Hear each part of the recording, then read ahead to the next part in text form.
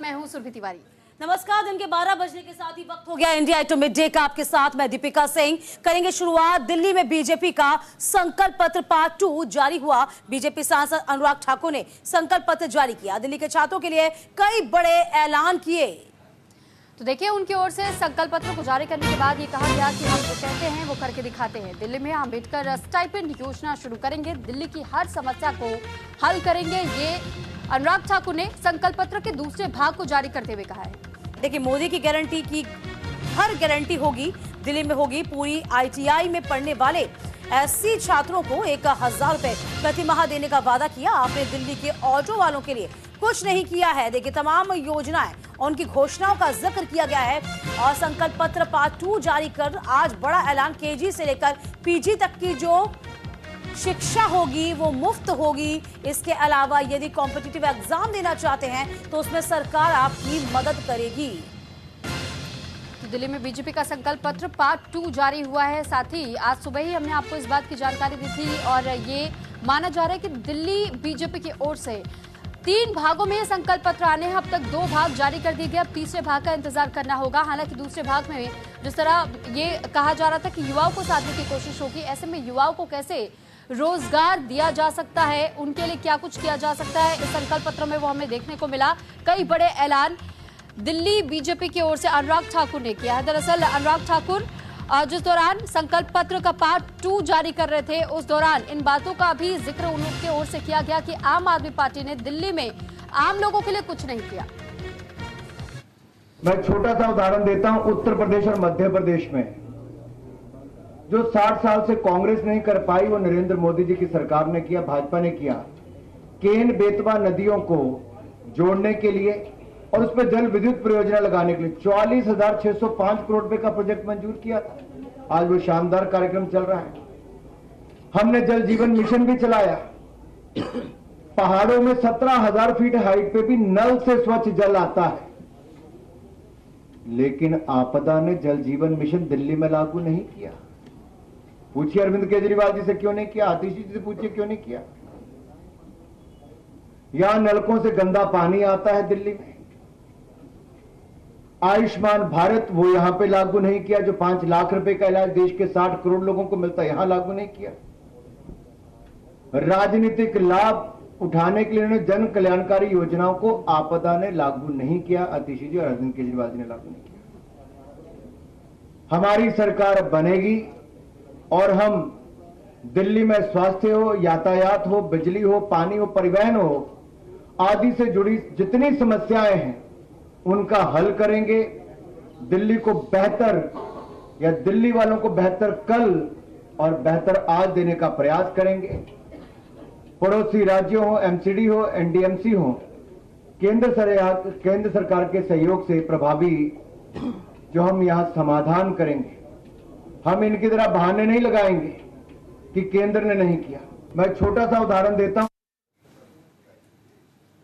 तमाम जानकारी के साथ हमारे सहयोगी आनंद इस पूरी खबर पर नजर बनाए हुए हैं। आनंद, देखिए, आज बीजेपी का संकल्प पत्र पार्ट 2 जारी किया गया और इसी बीच तमाम बड़े वादे किए गए, यानी कि कुल मिलाकर देखा जाए इन शॉर्ट कि डबल इंजन की सरकार होगी तो ज्यादा बेहतर होगा। दीपिका, अगर बात की जाए आज संकल्प पत्र 2 जो जारी किया है बीजेपी ने, कहीं ना कहीं हमने इसकी खुलासा पहले ही किया था। हमने बताया था कि ये संकल्प पत्र 2 जो होगा वो युवाओं पर फोकस करेगा। उसी तर्ज पर जो तमाम ऐलान हुए हैं वो बता रहे हैं कि जो फोकस है वो युवाओं पर है और युवाओं पे शिक्षा से लेकर तमाम योजनाओं पे। हमने बताया था कि बैंक से लेकर विश्वविद्यालय खोलने से लेकर तमाम बड़े ऐलान किए जाएंगे। उसी तर्ज पर चीज़ें आगे बढ़ी हैं। अगर ऐलान की बात की जाए, युवाओं को राज्य की विभिन्न प्रतियोगिता परीक्षा के लिए 15,000 की वित्तीय सहायता प्रदान करेगी। अगर बीजेपी सरकार में आती है तो भारतीय जनता पार्टी परीक्षा के आवेदन शुल्क को 2 कोशिशों के लिए प्रतिपूर्ति करती है। अगर बीजेपी सरकार आएगी तो दिल्ली में तकनीकी और व्यावसायिक पाठ्यक्रम के लिए स्टाइपेंड दिया जाएगा। अंबेडकर के नाम से शुरू की जाएगी छात्रवृत्ति योजना, अगर बीजेपी दिल्ली में सरकार में आती है तो। इसके अंदर आरटीआई के साथ स्किल्स सेंटर, पॉलिटिकल तमाम चीज़ें पढ़ाई जाएंगी और अनुसूचित जाति के विद्यार्थियों के लिए 1,000 रुपये प्रति माह स्टैम्पेड भी दिया जाएगा। तो कहीं ना कहीं बड़ा ऐलान है युवाओं के लिए। इसमें टैक्सी ड्राइवरों को लेकर भी, ऑटो ड्राइवरों को लेकर भी बड़ा ऐलान किया गया, जिसमें लेकिन आनंद, बीते कल आम आदमी पार्टी की ओर से प्रेस कॉन्फ्रेंस की गई थी जिसमें कि संजय सिंह को हमने सुना, उन्होंने बीजेपी की उपलब्धियों के नाम की एक किताब जारी की और उसमें उस किताब को खोलकर खाली पन्ने दिखाए और ये कहा कि बीजेपी कोई काम ही नहीं करती है। दूसरी तरफ जिस दौरान ये संकल्प पत्र का दूसरा हिस्सा अनुराग ठाकुर रख रहे थे और बता रहे थे कि क्या क्या इसमें वादे हैं, क्या क्या इस मैनिफेस्टो में शामिल किया गया है, उन्होंने इस बात पर भी इनडायरेक्ट ही सही लेकिन हमला जरूर कर दिया है कि बीजेपी ने तो काम किया और आगे भी करने का सोच रही है, लेकिन आम आदमी पार्टी कहने की आम लोगों के लिए कुछ नहीं किया।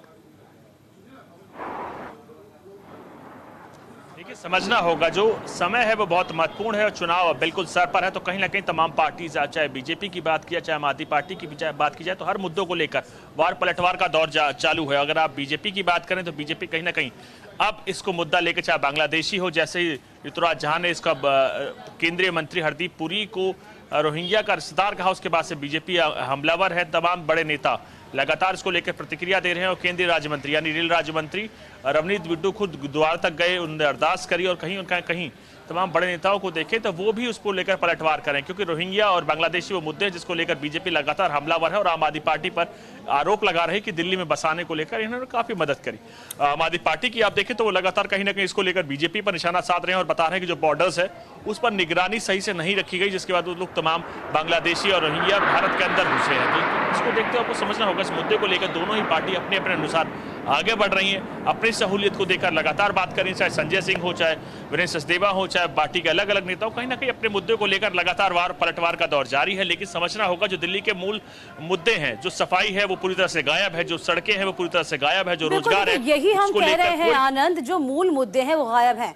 टाइमिंग को लेकर आपने जिक्र किया कि वाकई में टाइमिंग को लेकर सवाल खड़े किए जाएंगे, क्योंकि अब चुनाव चूंकि सर पर है, तमाम पार्टियां अपने पे दावे करती हैं। आम आदमी पार्टी का जिक्र कर रहे हैं तो चौथी मर्तबा मैदान में है, लेकिन हम चूंकि रोड पे घूम रहे हैं, आपने भी जाके तमाम जायजा लिया है, हम भी प्रोग्राम के जरिए हर एक एक चीजें दिखा रहे हैं, लेकिन जो मूल सुविधाएं हैं उससे ही आम जनता वंचित है। इस बीच हम ये भी कह सकते हैं कहीं ना कहीं आनंद, जो साइलेंट वोटर्स होते हैं उनके बैक ऑफ माइंड में क्या चल रहा है ये किसी को नहीं पता। और ये उदाहरण हमने महाराष्ट्र चुनाव हो गया या फिर हरियाणा का चुनाव हो गया, उसमें साफ तौर पर देखा ये जो वोटर्स होते हैं वो कुछ और ही सोचते हैं, उसी के आधार पर वोटिंग करते हैं।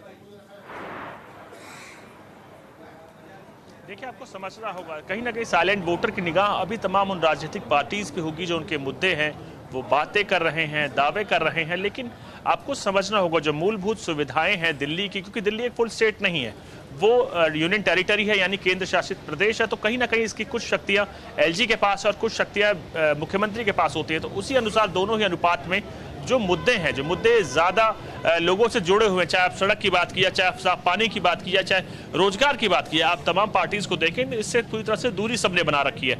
रोहिंग्या मुद्दा है, बांग्लादेशी मुद्दा है और उसके साथ विवादित टिप्पणियां मुद्दा है, तो कई ऐसे बड़े मुद्दे हैं जिसको लेकर लोगों का उतना रुझान नहीं होना चाहिए। जबकि मूलभूत सुविधाएं, दिल्ली देश की राजधानी है, लेकिन आज भी कई इलाके ऐसे हैं जहां सीवर का पानी बाहर निकल रहा है, रोजगार को लेकर सवाल है, तो कई ऐसे बड़े मुद्दे हैं जिसको लेकर सवाल उठता है। लेकिन आप तमाम पार्टीज को देखेंगे तो अपने अनुसार अपने मुद्दों को ही आगे बढ़ा जा रहा है। तो अब देखने वाली बात यह होगी कि दिल्ली की सरकार किसकी बनती है, जनता किसको समर्थन देती है। और आपको समझना होगा दिल्ली की आप जब संरचना देखते हैं तो एक बड़ा हिस्सा झुग्गियों का आता है, झुग्गी किसकी तरफ होगी, ऑटो रिक्शा ड्राइवर किसकी तरफ होंगे, क्योंकि जो झुग्गियां हैं, जो क्लस्टर्स हैं, वो माना जाता है आम आदमी पार्टी को लेकर समर्थन करते हैं, उनको वोट करते हैं। लेकिन इस बार भी बीजेपी ने उसको लेकर तमाम प्रयास किए हैं, क्लस्टर्स में गए हैं, बड़े बड़े नेता क्लस्टर्स में जाए गए, झुग्गियों में गए, रात बिताई है, उनके साथ संपर्क करने की कोशिश की जा रही है। तो तमाम संभव प्रयास किए जा रहे हैं कि जो वोट बैंक है आम आदमी पार्टी का, जो बीजेपी उसमें सेंधमारी कर सके, उनके वोट को जितना हो सके अपनी तरफ टिल्ट कर सके।